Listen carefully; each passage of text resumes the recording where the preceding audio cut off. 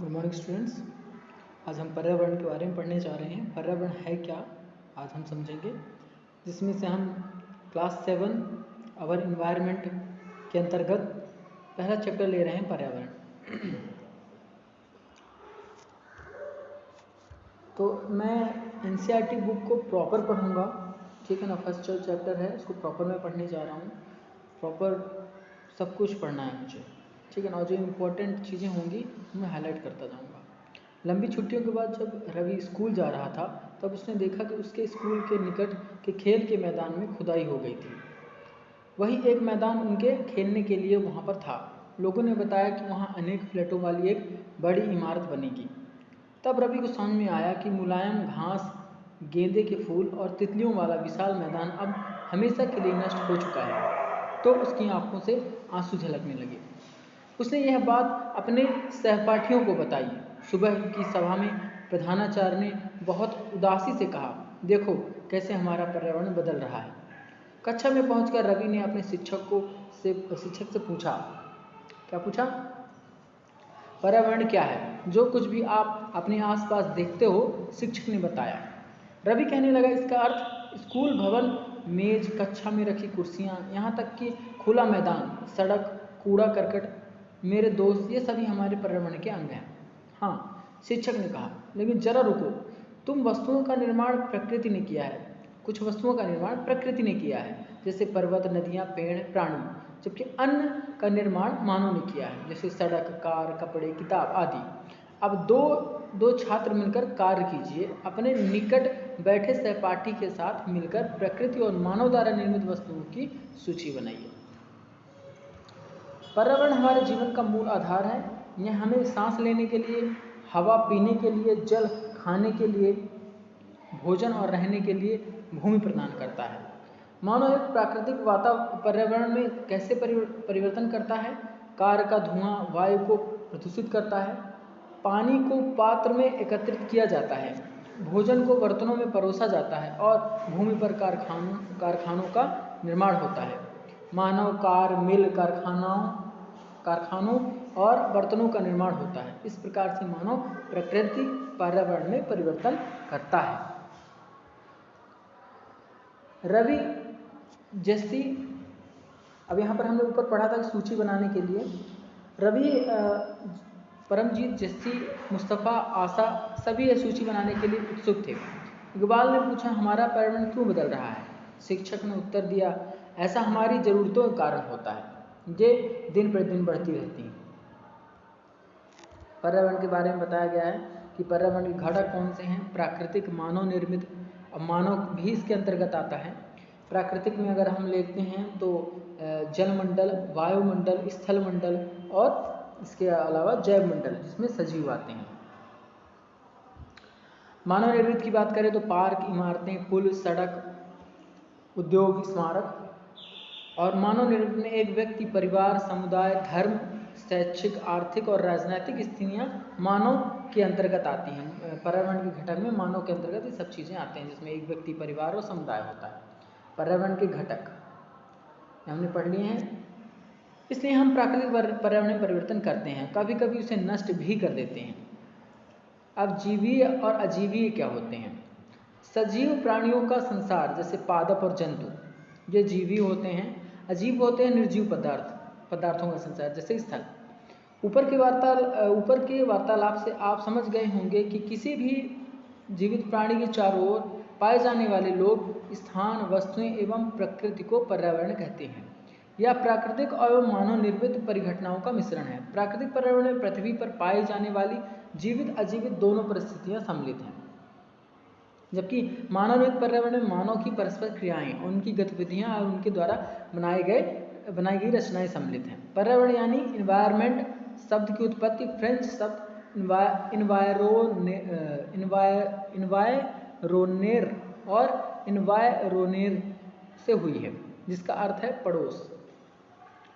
मतलब ये फ्रेंच शब्द है इन्वायरमेंट का, एनवायरोनेर या एनवायरोनेर, ठीक है। इसका मतलब होता है पड़ोस। ये पूछा जा सकता है कि इन्वायरमेंट कहाँ से आया हुआ है ये वर्ड, तो फ्रेंच से आया है। और इस पर्टिकुलर जो वर्ड का अर्थ क्या होता है, इसका अर्थ जो होता है वो होता है पड़ोस। प्राकृतिक वातावरण की बात कर लेते हैं। प्राकृतिक वातावरण भूमि, जल, वायु, पेड़ पौधे एवं जीव जंतु मिलकर प्राकृतिक पर्यावरण बनाते हैं। स्थलमंडल, जलमंडल, वायुमंडल, जैव मंडल से आप पहले से ही परिचित होंगे। आइए अब हम उनके संबंध में कुछ तथ्यों की जानकारी प्राप्त करते हैं। तो प्राकृतिक पर्यावरण के अंतर्गत कौन कौन से जो है तो आते हैं, उसके बारे में स्थलमंडल, जलमंडल, वायुमंडल और जैव मंडल हैं। ये सब प्राकृतिक यानी नेचुरल एनवायरनमेंट के अंतर्गत आते हैं। पृथ्वी की ठोस परपटी या कठोर ऊपरी परत को स्थलमंडल कहते हैं। स्थलमंडल किसे कहते हैं, आ चुका है क्वेश्चन कि तो ये पृथ्वी के ठोस ऊपरी प्रॉपर्टी को स्थलमंडल कहते हैं। ठीक है, ठोस प्रॉपर्टी कठोर ऊपरी परत को स्थलमंडल कहते हैं। यह चट्टानों एवं खनिजों से बना है, मिट्टी की पतली परत से ढका होता है। यह पहाड़, पठार, मैदान, घाटी आदि जैसे विभिन्न स्थलाकृतियों वाला विषम धरातल होता है। ये स्थलाकृतियां महाद्वीपों के अलावा महासागर की सतह पर भी पाई जाती हैं। स्थलमंडल क्या है? स्थलमंडल वह क्षेत्र है जो हमें वन, कृषि, मानव बस्तियों के लिए भूमि, पशुओं को चरने के लिए घास स्थल प्रदान करता है। ये खनिज संपदा का भी एक स्रोत है। अपने आसपास के स्थल को देखिए, आपके पड़ोस में भूमि का उपयोग किस किस प्रकार से हो रहा है उनकी सूची बनाइए। आइए कुछ करके सीखिए। अपने घर, स्कूल में आप जो पानी उपयोग करते हैं वह कहाँ से आता है।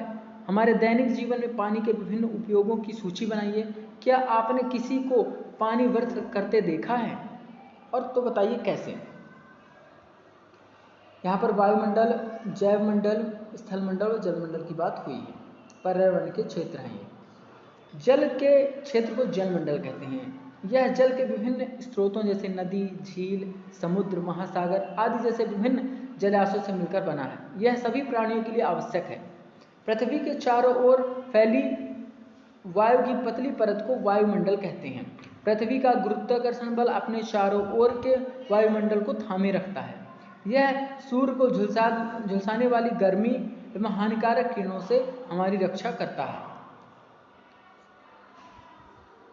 स्कूल जाते समय आसमान को देखें, ध्यान दें कि दिन कैसा है, वर्षा हो रही है, आसमान में बादल है, तेज धूप है या कोहरा इत्यादि है। चलिए आगे बढ़ते हैं। इसमें कई प्रकार की गैस, धूल कण, जलवाष्प उपस्थित रहते हैं। वायुमंडल में परिवर्तन होने से मौसम एवं जलवायु में परिवर्तन होता है। पादप एवं जीव जंतु मिलकर जैव मंडल या सजीव संसार का निर्माण करते हैं। यह पृथ्वी का वह संकीर्ण क्षेत्र है जहाँ स्थल, जल और वायु मिलकर जीवन को संभव बनाते हैं। पारितंत्र क्या है?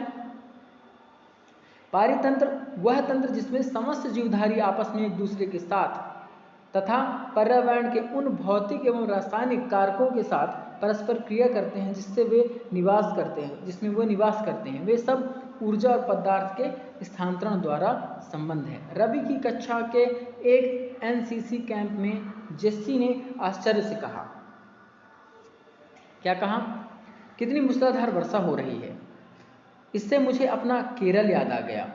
तुम सबको आकर देखना चाहिए कि कैसे हरे भरे खेतों, नारियल के बागानों में लगातार बारिश होती रहती है। तभी जैसलमेर के रहने वाले हीरा ने आश्चर्य से कहा, हमारे यहाँ वर्षा ही नहीं होती, हमें तो दूर दूर तक केवल कीकर और रेत ही नजर आती है, लेकिन वहाँ ऊँट भी तो मिलते हैं। रवि ने कहा,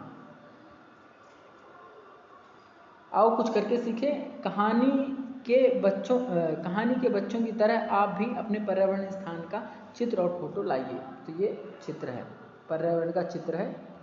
देखें, एक ताल का पारितंत्र है। तालाब जो होता है, ताल होता है, वो सबसे छोटा पारितंत्र होता है। क्वेश्चन पूछ भी सकता है कि एक तालाब क्या है, बड़ा पारितंत्र, मझला पारितंत्र, मध्यम पारितंत्र या बड़ा पारितंत्र।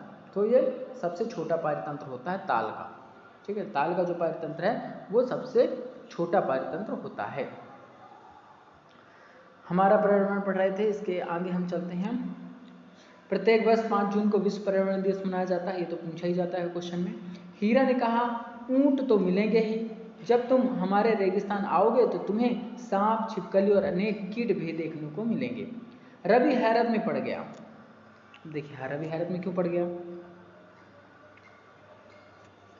विभिन्न स्थानों पर पाए जाने वाले जीव जंतु, वनस्पति एवं लोगों के रहन सहन के तरीके इतने भिन्न क्यों हैं? क्या सभी का एक दूसरे से साथ संबंध है? बिल्कुल, बहुत संबंध है। शिक्षक ने कहा, सभी पेड़ पौधे, जीव जंतु, मानव अपने आसपास के पर्यावरण पर आश्रित हैं। प्रायः वे एक दूसरे पर भी आश्रित हैं। जीवधारियों का आपसी एवं अपने आसपास के पर्यावरण के बीच का संबंध ही पारितंत्र का निर्माण करता है। अधिक वर्षा वाले वन, घास स्थल, रेगिस्तान, पर्वत, झील, नदी, महासागर एवं छोटे से ताल का भी एक पारितंत्र हो सकता है। क्या आपको लगता है कि किस पार्क में रवि और उसके मित्र खेलते हैं, वह भी एक पारितंत्र बनाता है? वस्तु विनिमय पद्धति, यह वस्तुओं की अदला बदली का व्यापार है जिसमें धन का प्रयोग नहीं होता। मतलब चावल खरीदा तो गेहूं दे दिया, गेहूं देकर चावल खरीद दिया, ये चावल देकर गेहूं खरीद लिया। ठीक है, तो ये जो होता है वस्तु विनिमय होता है। पहले हमारे इंडिया में वस्तु विनिमय ही चलता था, लेकिन करेंसी आ जाने की वजह से, यानी मुद्रा आ जाने की वजह से जो वस्तु विनिमय हो उसमें जो विनिमय होता है, एक्सचेंज होता है, उसमें आसानी होती है। मानव अपने पर्यावरण के साथ परस्परिक क्रिया करते हैं, इसमें अपनी आवश्यकता अनुसार परिवर्तन करता है। प्रारंभिक मानव ने स्वयं को प्रकृति के अनुरूप बना लिया है। उनका जीवन सरल था और आसपास की प्रकृति से उनकी आवश्यकताएं पूरी हो जाती थी। समय के साथ कई प्रकार की आवश्यकताएं बढ़ी। मानव ने पर्यावरण के उपयोग और उसमें परिवर्तन करने के कई तरीके सीख लिए हैं। उसने फसल उगाना, पशुपालन, स्थायी जीवन जीना सीख लिया है। पहिए का आविष्कार हुआ, आवश्यकता से अधिक अन्न उपजाया गया, वस्तु विनिमय पद्धति का विकास हुआ, व्यापार आरंभ हुआ और वाणिज्य का विकास हुआ। औद्योगिक क्रांति से बड़े पैमाने पर उत्पादन प्रारंभ हो गया। परिवहन तेज गति से प्रारंभ हुआ। सूचना क्रांति से पूरे विश्व में संचार सहज और द्रुत हुआ। द्रुत का मतलब होता है तेजी आना। अपने पड़ोस के किसी बुजुर्ग व्यक्ति से बात करें और निम्न जानकारी प्राप्त करें। जब वे आपकी उम्र के थे तब उनके आसपास कैसे पेड़ थे? उस समय के घर के अंदर खेले जाने वाले खेल, उस समय उनका पसंदीदा फल, गर्मी और सर्दी के मौसम वे कैसे बिताते थे? क्या आप जानते हैं कि आप गर्मी में रसीला तरबूज और सर्दी में भुनी हुई मूंगफली खाना क्यों पसंद करते हैं? प्राकृतिक एवं मानवीय पर्यावरण के बीच सही संतुलन होना आवश्यक है। मानव को पर्यावरण के साथ समरसता से रहने एवं उसका उपयोग सीखना चाहिए। रवि की कक्षा में मिजोरम की एक लड़की है नूरी, वह अक्सर अपने स्थान की हरियाली की बात करती रहती है। खेल का मैदान नष्ट होने के कारण रवि की उदासी देखकर नूरी ने अपने आने वाली छुट्टियों में अपने घर मिजोरम आने को कहा। रवि के शिक्षक ने सभी बच्चों से कहा कि छुट्टियों में वे जिन स्थानों पर जाएंगे वहाँ के भूदृश्य, घरों एवं लोगों के क्रियाकलापों का चित्र बनाकर लाएंगे। चलिए, तो ये समाप्त होता है चैप्टर। नेक्स्ट चैप्टर लेकर जल्दी उपस्थित होते हैं। तब तक के लिए नमस्कार।